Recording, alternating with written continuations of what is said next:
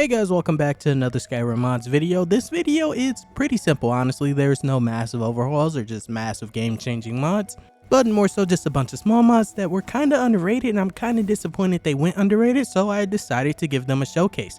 If you have more underrated mods I should give a showcase, just let me know down in the description, or in the comments. I gotta stop saying description. But without further ado, let's dive right in, and I hope you guys enjoy, and don't forget to endorse mod authors so we can keep mods free. The first mod up, adding a new aspect to when you play Skyrim, but just a more simple aspect. This mod is called Sprint Swim Redux, SKSE. With this mod installed, when you go into the water, as long as you press your sprint button, your character will start to swim a lot faster. But it does use stamina, so if you're already using something that uses stamina for swimming like Wildcat, then this will double that once you start to sprint swim, which will cause your character to start drowning pretty fast. These animations do require Pandora or Nemesis, or you'll just be running in water. But up next, a mod to add on to that, because why not, we have Dragonborn Reskin, Oxygen Meter 2. If you already use Oxygen Meter 2, then you know that this mod already adds the oxygen meter for when you're underwater, so you know just when your character is about to drown. Well, this mod takes that and doubles it. Well, more than doubles, it adds a few different meters for when your character is underwater, all having different animated effects, not just a 1-2. And all of them you can install at any time because it is a HUD mod, or you can remove it at any time. So now at least when you're running away from slaughterfish, you can at least watch in fashion as your lungs fill up with water. Maybe that was a little evil, but moving on to a new mod, but this one adds new animals to your game. This new peaceful creature mod is called Farm Geese, Monsters and Animals by Mihail. Adding in, of course, geese with two different variants, one being white and the other being brown or black, depending on what the sun wills. I don't know why I said the sun's will like I was speaking archaic. It was just the first thing that popped in my mind. But these little cute creatures are put on every single farm, or at least a lot of them where life is currently at. Some of them will wander around, so they might end up in little awkward spots, but most of them have like a set cycle, so they won't go too far away from their designated spawn spot. But the fun part that I found out about this mod is that the geese are actually unkillable. No matter what you do, they will not die. They'll get set on fire and still be alive. There's nothing you can do to these. But then again, I did enjoy making it look like it was Ghost Rider. Up next, Overhaul for a place that no one really touches for some odd reason, maybe because no one really goes here, but this mod is called Stendarr Beacon Overhaul. Besides just overhauling the beacon, it also overhauls the surrounding area, so that does mean it changes the landscape a little bit. So you might need a patch for northern roads, but lucky for you, Ivy already does a lot of those things for you. But I'll be honest, I'm pretty much only pointing that out just in case you run into an issue. I didn't really run into anything while installing this mod. Just installed and played with it. It's pretty simple. And if you do use the Creation Club armor mod that adds in the Divine Crusader, this mod has a patch for that, as well as the quest mod that changes this location as well. So keep both changes, including the overhaul of this landscape, and also the quest changes. Honestly, most of you probably have around 2,000 mods, and you pretty much overhaul every location that you can think of or one that you see, just because you don't like vanilla Skyrim anymore. So this mod might just be right up your alley. There's really no reason to have or not to have this mod installed inside of your mod list, so just for not having a reason to not have it, I advise to have it. This mod adds much needed life to the Stendarr beacon, including a second floor, bedding, to make sure that NPCs had a place to sleep before they got massacred. And because the location is so remote, you won't suffer any FPS loss. But now we're going to move on to the next mod, which does require you to do the Nightwolf Queen Potima's questline. And then you can get a cool new weapon called the Imperial Elite Greatsword Reborn. I didn't show the exact location that you would get this sword because I used the add item menu, but it is followed by that quest line.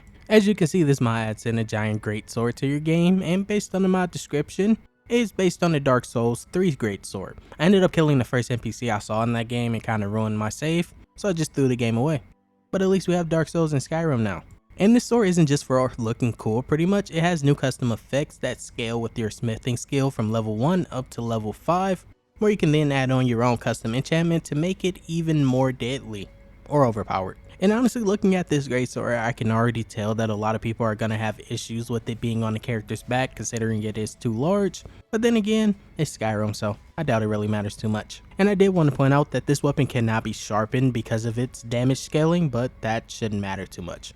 Up next, we have a new mod called HammerHair V1, adding in a bunch of new red guard hairs that don't have SMP, but work for both genders. In total, this mod is pretty small, especially when you compare it to mods like KS Hairdos in terms of download size, but it does add over 24 new hairs for both male and female characters, at least only for Redguard unless you have a mod that unlocks that.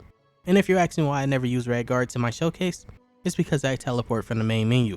I don't really have time to customize my character, which is why he's always named Prisoner. The hair for both male and female are pretty similar, but there are slight alterations between the two.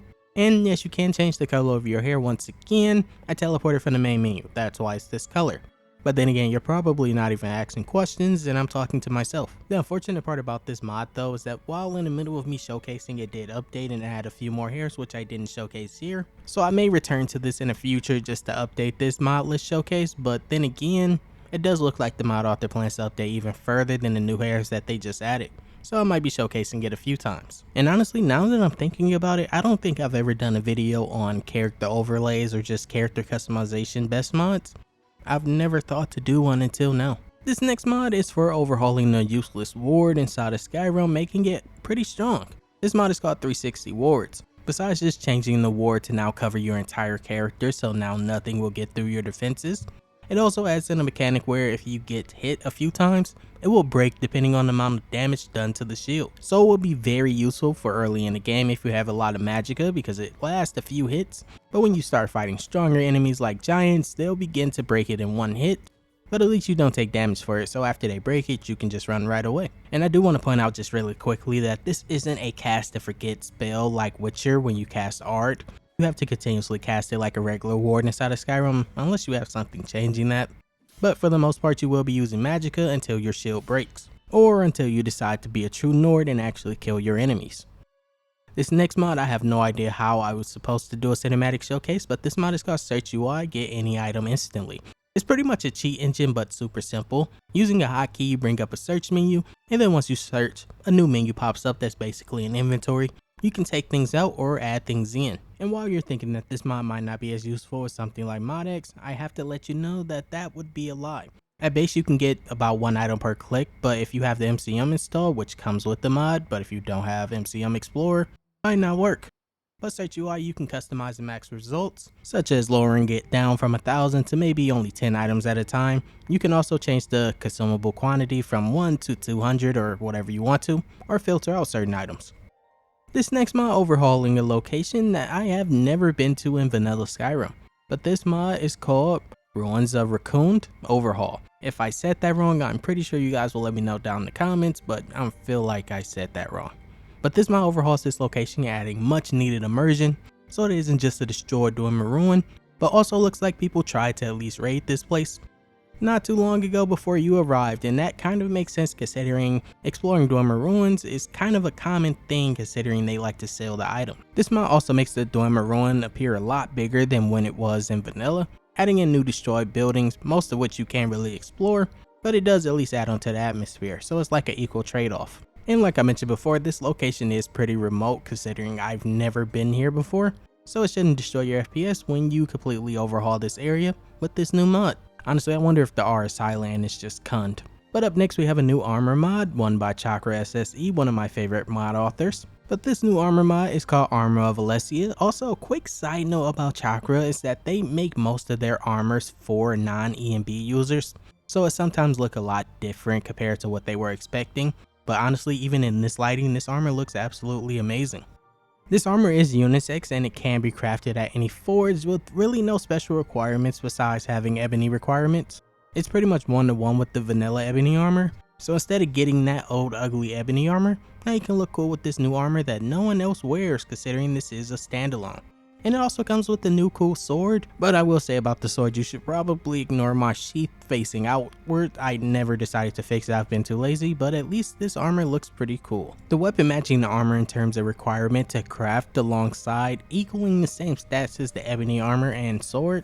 So while not as strong as the Dragonborn armors, this would make for a great in-game armor, and also it's a lot easier to upgrade because you don't have to kill a dragon to do it, especially if you use a mod for degrading weapons from the maximum quality. But that was pretty much it for today guys, a pretty simple video because I was kind of planning an overhaul for the next video which took much longer. But if you enjoyed this video, hit that like button down below. And also the armor that I'm using is called Paragon Sparrow Huntress. I'll put it in the description, but it is kind of not safe for work. But I hope you all have a great rest of your day. Peace and love guys.